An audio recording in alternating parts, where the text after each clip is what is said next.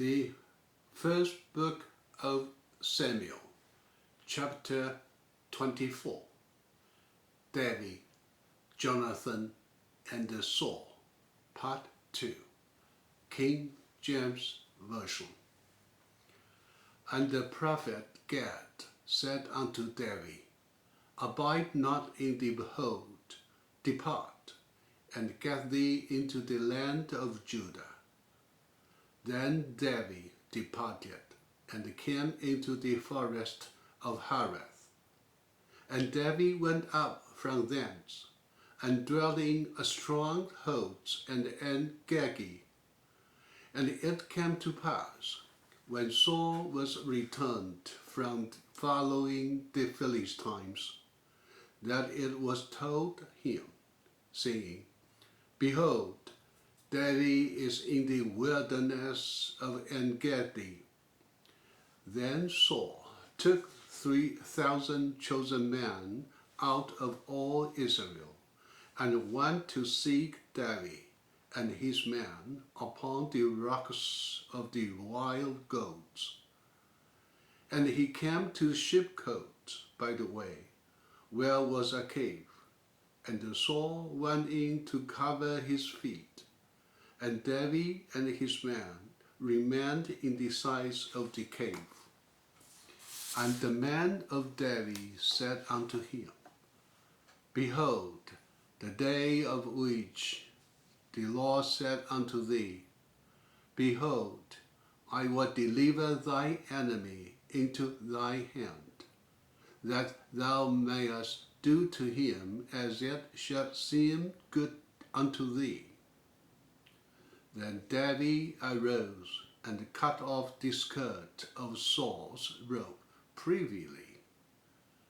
And it came to pass afterward that David's heart smote him, because he had cut off the Saul's skirt.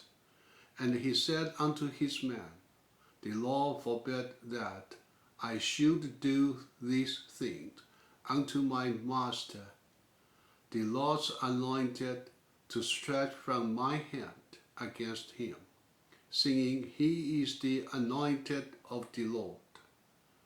So David stayed his servants with these words, and suffered them not to rise against Saul. But Saul rose up out of the cave, and went on his way. David also arose afterward, and went out of the cave, and cried after Saul, saying, My lord the king. And when the Saul looked behind him, David stooped with his face to the earth, and bowed himself. And David said to Saul, Wherefore hearest thou men's words, saying, Behold, David seeketh thy hurt. Behold, this day thine eyes have been how that the Lord had delivered thee today into my hand in the cave. And some bade me kill thee, but my eyes spared thee. And I said, I will not put forth my hand against my Lord, for he is the Lord's anointed. Moreover, my father, see the skirt of thy robe in my hand. For in that I cut off the skirt of thy robe, and kill thee not. Know thou and see that there is neither evil nor transgression in my hand. And I have not sinned against thee, yet thou huntest my soul to take it. The Lord judge between me and thee, and the Lord avenge me of thee, but my hand shall not be upon thee. As saith the proverb of the ancients, wickedness proceedeth from the wicked, but my hand shall not be upon thee. After whom is the king of Israel come out? After whom dost thou pursue? After a dead dog, after a flea. The Lord therefore be judge, and judge between me and thee, and see, and plead my cause, and deliver me out of thy hand. And it came to pass, when David had made end of speaking these words upon Saul, that Saul said, Is thy voice my son David? And Saul lifted up his voice and wept. And he said to David, Thou art more righteous than I, for thou hast rewarded me good, whereas I have rewarded thee evil. And thou hast showed this day how that thou hast dealt well with me. For as much as when the Lord hath delivered me into thy hand, thou killest me not. For if a man find his enemy, will he let him go well away? Wherefore the Lord reward thee good for that thou hast done unto me this day. And now, behold, I know well that thou shalt surely be king, and that the kingdom of Israel shall be established in thy hand. Now the Philistine fought against Israel, and the men of Israel fled from before the Philistines, and fell down slain in Mount Gilboa. And the Philistines followed hard upon Saul, and upon his sons.